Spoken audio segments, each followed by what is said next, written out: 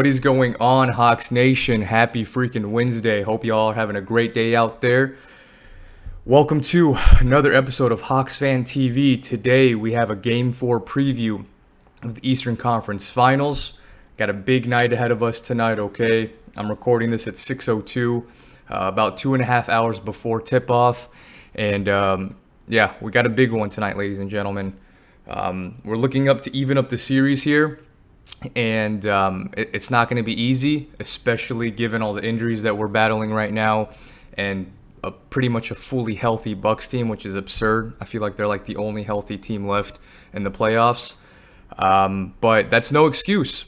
Absolutely zero excuse. It's time for our boys to buckle down and we have to play some inspired basketball, okay? Because tonight is the series pretty much. It's do or die. If we lose tonight and we go down 3-1 heading back to Milwaukee, yeah, that's GG, okay? That's blouses. That's wraps, okay?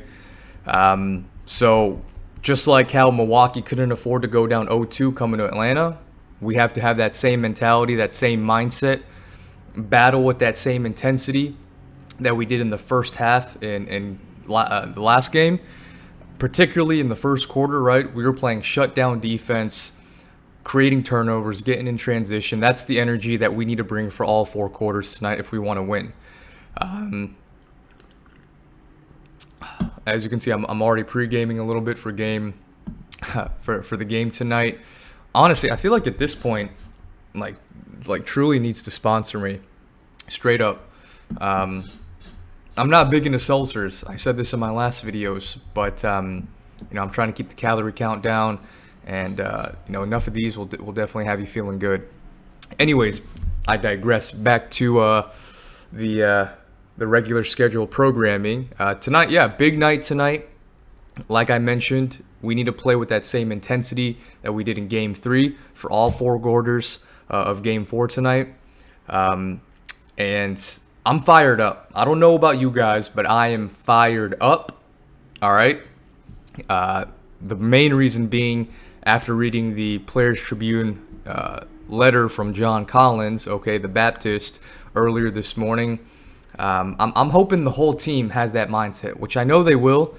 But man, I love John Collins. Okay, I love John Collins. I don't care what anyone says. Is he actually worth the full max? Probably not, okay? There aren't many players that are worth the full max, right? But yet players, even that are worse than John Collins, still get them because they're a valuable asset to a team and they contribute to winning. I hope JC just comes out tonight and just drops 40 and 15, shuts all the haters up, because he has it in him. Every time he gets the ball down in the low block on the elbow and he spots up and shoots that kind of mid-range jumper, it's cash.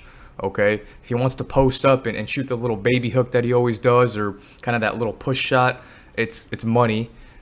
He just needs to get more shot attempts. He needs to build his confidence up. We need to make a conscious effort to actually feed him the ball down low early. Feed him early. Feed him and fan him. Aside from like Giannis, there's really no player on the Bucks that can actually stop John Collins one-on-one on that low block, okay?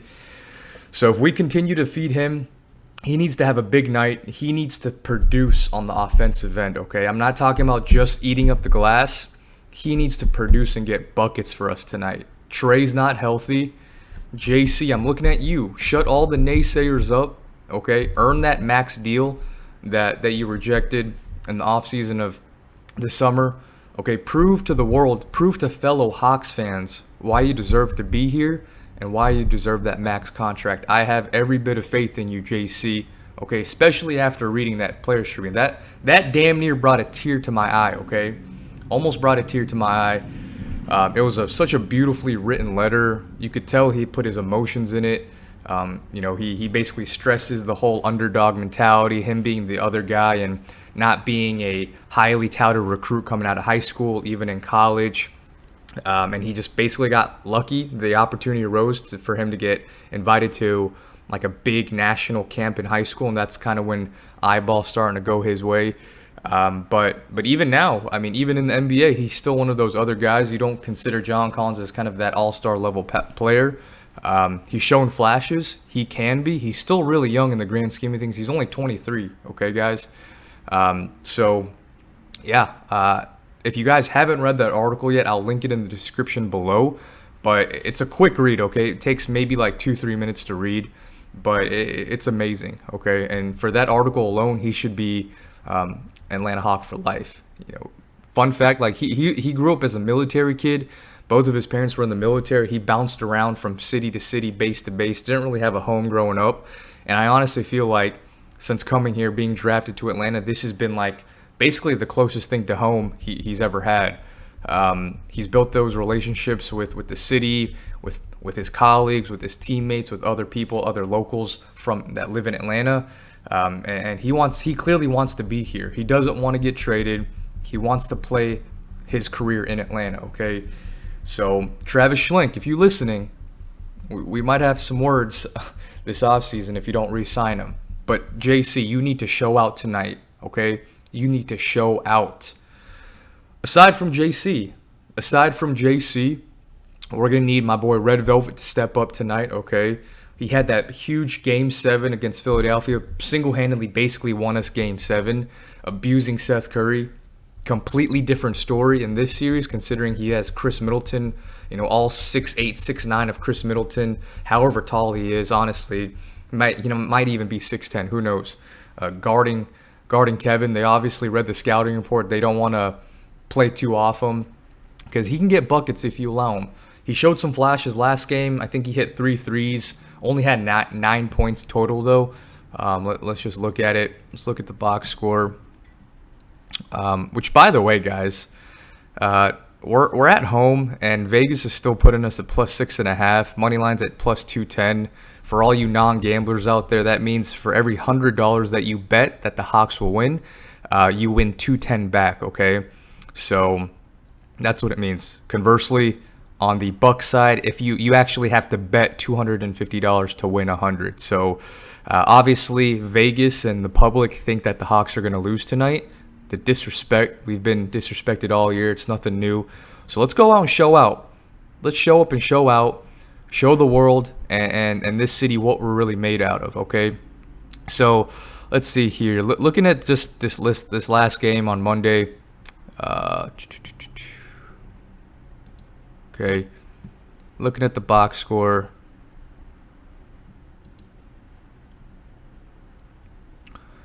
All right, obviously Trey had a phenomenal game, 35 points. Biggest thing though, he wasn't facilitating and he wasn't passing as well as he had this whole up until this playoffs. Clearly the Bucks are game planning to making sure that he can't be that facilitator, making sure he finds his open teammates. That's why he's getting all these open floaters, these open looks, because they're clearly taking his passing ability away from him. That's one thing schematically that Coach Bud and the Bucks don't want him to do, especially after Game 1. But regardless, if you're putting up 35 points on pretty good efficiency, I don't really care. I don't give a damn. But yeah, back to my boy Kevin Huerter. He hit 3 threes last game, and then just a 2, 4 for 11. He just needs to be more aggressive. I've said this in past videos. He needs to be more confident, play with that aggression. But clearly, Chris Middleton and the Bucks are keying in on him. Bogdanovic, this is what we can't see. 3 of 16, 2 for 10. He was second on the team in shot attempts, guys. He took 10 more shots than Clint Capella, 9 more shots than Clint Capella, 8 more shots than John Collins. Like, look at this. 6 of 8 from JC. Granted, he was in foul trouble, so he wasn't seeing the floor that much, but 6 of 8, 50% from the 3. I mean, that's really damn efficient, boys and girls.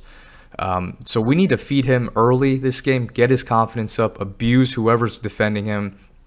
Kevin Huerter, take more shots. Bogey, I want to see less shots. It's okay if you take them, if you're open, but don't force them. There was a couple of step-back threes, quick, coming off the screen threes that Bogey was forcing last game that just they killed us because they were just wasting possessions for us. So hopefully Bogey has a big bounce-back game. He's looking better slowly but surely. He's looking a little bit healthier. So hopefully tonight is kind of the Bogey, Kev, and John Collins night, honestly, because they're really going to have to step it up if we want to win.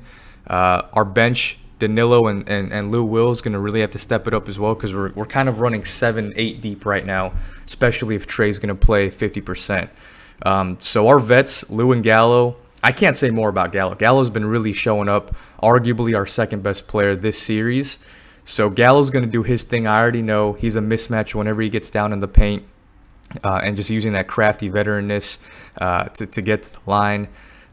Lou Will, he's really hit or miss. I'm hoping we see a replication of what we saw in Game 5 against the Sixers, because we're going to need that Lou Will magic, okay? Lemon Pepper Lou coming out tonight. Next, we got, sorry, guys, I got a text. Hold on. All right, just responding back to my girlfriend. So yeah, one thing I do not want to see, and I stress this, I scream this from the top of my lungs after the post-game rant in last game, but I don't want to see Solomon Hill. 15 minutes is 15 minutes too much for Solo, okay? I'm sorry, but please give his minutes to Okongwu, who's probably our best defender against Giannis, and give those minutes to this boy right here, Cam Reddish. Killer Cam. There's absolutely nothing that Solomon Hill can do that's better than Cam Reddish, so that's what I want to see, okay? If we make the right adjustments, we feed JC early, play off of Giannis and build that wall against him, and we play more minutes to Cam Reddish, Lou Will, and Gallo and Okongwu, no Solomon Hill, then I'm feeling hopeful, okay? This is a big bounce back game. This is a huge bounce back game. Our backs have been against the wall pretty much all season long. Everyone's been counting us out. We were even underdogs going against the Knicks series, then especially against the Sixers, right against the number 1 seed. Everyone thought we were getting swept, and then now we're playing the Bucks. Everyone picked up. You know, we're slowly starting to get a little bit more respect, right?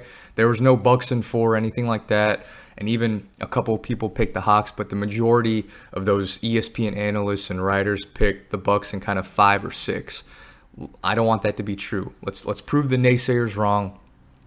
And like I said, inspired basketball, like that's got to be the theme for tonight. We have to play like this is the last game. It's win or go home, because it essentially is. If we go down 3-1, I can't stress this enough. It is over. Okay, I don't want to count anything out against these Hawks, because we've seen some miraculous things this season, and I'll never doubt this team. But going down 3-1 is a big no-no. That's a really big hole to climb out of. So our guys know it.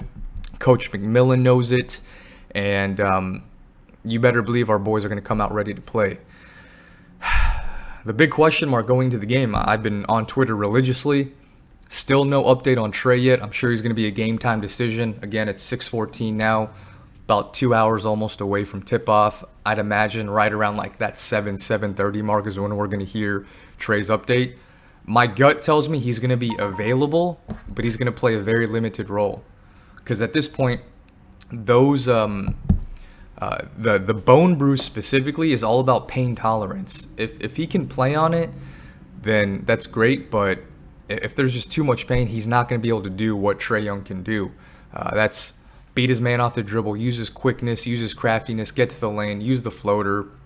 But when you take away the foot, that's pretty important in the game of basketball. So, we might see a limited role of him. We might see some Chris Dunn minutes, maybe. I'm hoping we see extended minutes from Cam. I don't know. We'll see. I'm on pins and needles over here, just waiting on the status update for our boy Trey. So at this point, we can just hope and pray. But big game tonight.